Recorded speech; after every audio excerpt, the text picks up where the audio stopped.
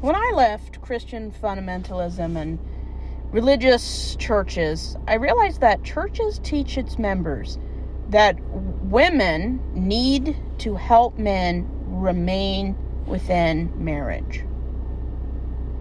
Last time we learned that churches teach women to take responsibility for other people's actions. That there's a way to fireproof your marriage. There isn't.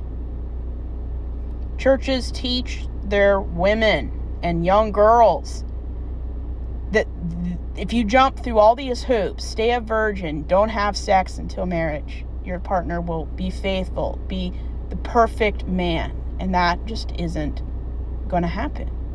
I mean, occasionally it happens. But if you, the lack of experience someone has before marriage, the limited understanding about their own bodies and what they want, and they have nobody else but the person they're marrying to base what being happy is, you are more likely and easier to be manipulated and controlled. That's why men want virgins. If you have no other man to compare him to, it's much easier to maintain control. And I always laugh when men say that they want virgins. If women were as picky as religious men are, there would be very few men getting married. Think about it. If women required men to be virgins, 85% of the men over 25 would not be eligible for women. It doesn't matter how much sex you have. It doesn't matter really what sex you're into unless you're gauging compatibility of everyone involved. There's nothing you can do to keep someone faithful. There's nothing you can do or not do that will make you a better partner. Unless it's therapy and keeping your word. Because let's be honest, you can stay a virgin for 30 years, do everything you're supposed to do, jump through so many hoops, give so much money to the church, and all it takes is choosing somebody who doesn't respect you and you don't have a happy life. There's nothing you can or can't do that will get you the perfect life you want. It really isn't. And staying a virgin, not doing this, and this, isn't going to make you happy. I've met people who aren't virgins, who chose decent people either to live with or to marry, and they, for the most part, had happy lives. The church sells women a lie. That if you don't have sex, if you obey the rules, if you be the perfect wife and mother and daughter, you will have no problems. This is why 2 videos ago I made a video about women who develop emotional and physical disorders surrounding sex based on the belief that if you don't do something, you will have a good sex life. It's the basis of Christianity.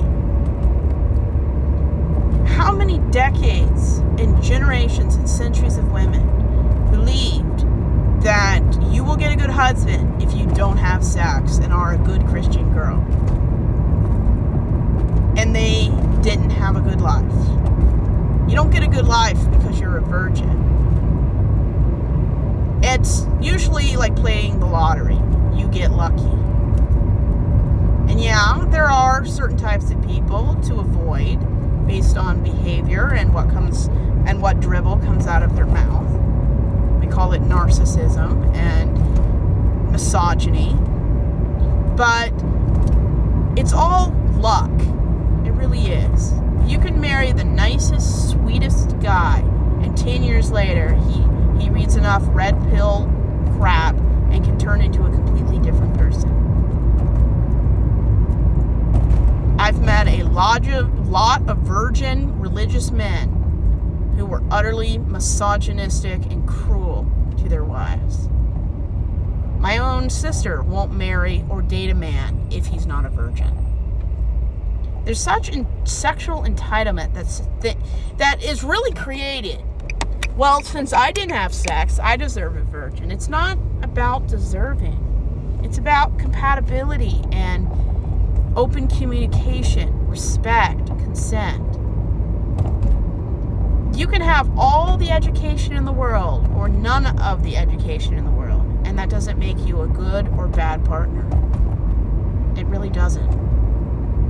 And at the end of the day, body count is BS. It's virginity, experience, body count, it's all BS. Men created the scenarios so they could sell women for higher value, to have a hierarchy, to escape accountability for how they treat women who don't live up to expectations they themselves could never live up to. And you don't have to live up to it. There's no rule that says you have to be a virgin. And any group of people that say you do is creepy. The group of people that believe in virginity also started cults like Waco and Jonestown, the Moonies, Heaven's Gate. These are not the people you'll want to go to for marital advice, unless your goal is to beam up to a spaceship or drink the Kool-Aid. There's so much entitlement around people who think that I deserve a virgin because I've given up the most things for God. If someone's a virgin, it doesn't matter. The only things I care about is consistent behavior, integrity, similar or compatible morality, and do we have enough in common to have a conversation? And that's not just romantic relationships. That should be platonic friendships and any kind of relationship. And when people believe that their virginity, their lack of experience is the most important thing, or in some circles, the only thing they're valued for, it's dehumanizing.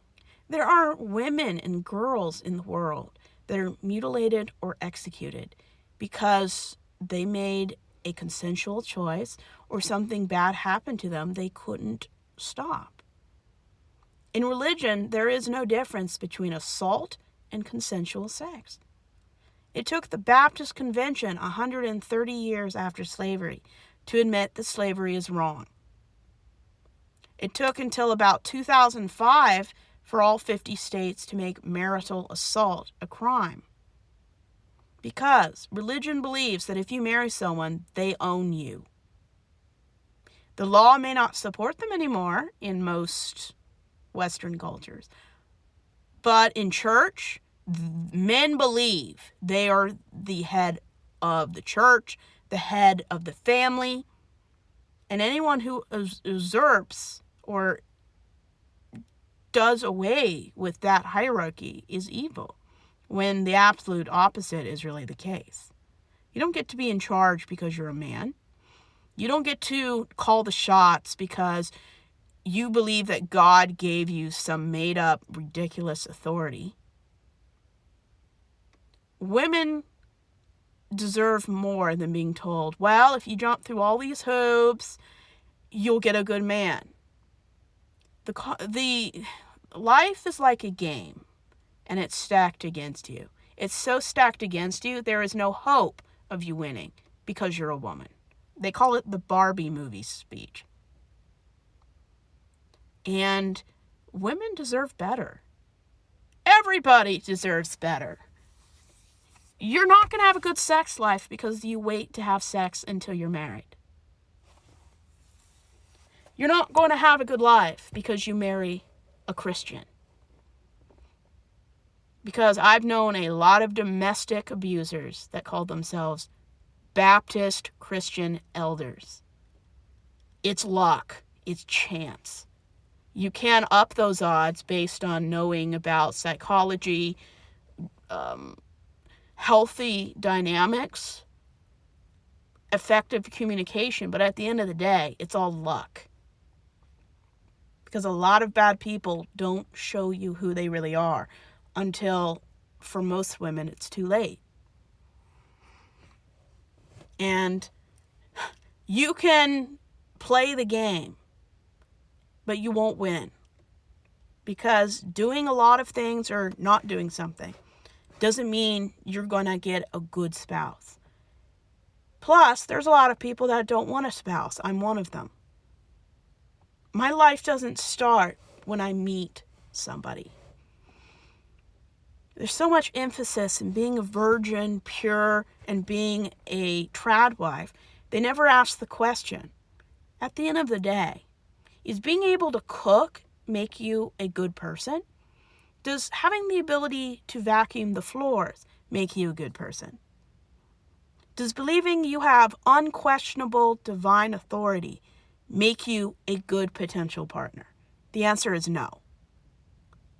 You don't get any authority unless someone votes you into office. You're not a leader because God says you are. That makes you a little man or a whatever you are. You don't get to be in charge because you're a man. If you're the most qualified person, fine, be in charge with the consent of everyone, including women. Women deserve so much better than the crap Christianity throws at them. And I'm sorry, but there's no cheat codes. You can do everything right and be utterly miserable for 40 years because the person you married, both of you found out when it was too late for religious people that you're not sexually compatible. Your sex drive is so different, you can't have unity. There is no cheat codes, no way to live or stuff not to do that's going to make your marriage and the partner you've selected be what's good for you. And church sells a lie. Staying pure, staying a virgin will not make you a great leader, a great partner potential. It just makes you potential partner. And if your priorities are about how often someone has sex and their body count, you have messed up priorities. It shouldn't matter. Now, there are emotional and psychological disorders associated with reckless sexual activity and sexual addiction, which I don't really think sexual addiction exists, but unusual frequent sexual activity. But it doesn't matter how people have lived their life before you. It's none of your business. And if virgins or experienced people want something they're not, or something they think they're entitled to have, that is a red flag. A decent human being won't care if you're a virgin. A decent person will not care about your body count. They will probably ask you, do you have an STI? Which is fine. Because you can't consent and have informed or an informed vulnerability if you don't know what you're saying yes to. But there are no cheat codes when it comes to life. And the idea that if you do all these things the church tells you to, that you'll have a happy life. I'm sorry, but the majority of people I met for 30 years in church, if you're a cis heterosexual woman, I can't say I've met 3 women in that culture that's happy. Really, really happy. Because they're never the center of their story. They're always supporting someone else. And it's so sad that women make themselves small so men can feel big. And I don't think there's any place in the world more patriarchal with toxic masculinity like is in Christianity. because the patriarchy probably wouldn't have survived without organized religion. They're like salt and pepper, the patriarchy and the church. You can make all the right choices and do all the right things and avoid all the bad choices, even though some of them really aren't bad. They're just not biblical. And you can have the worst life. You can have all the sexual experience, find someone with similar background, and still be miserable. You could also get lucky and have a good life. Christianity is all about jumping through the hoops, doing all the right things. It's called the prosperity gospel. And women consistently suffer the most because of the BS that they're taught from the cradle.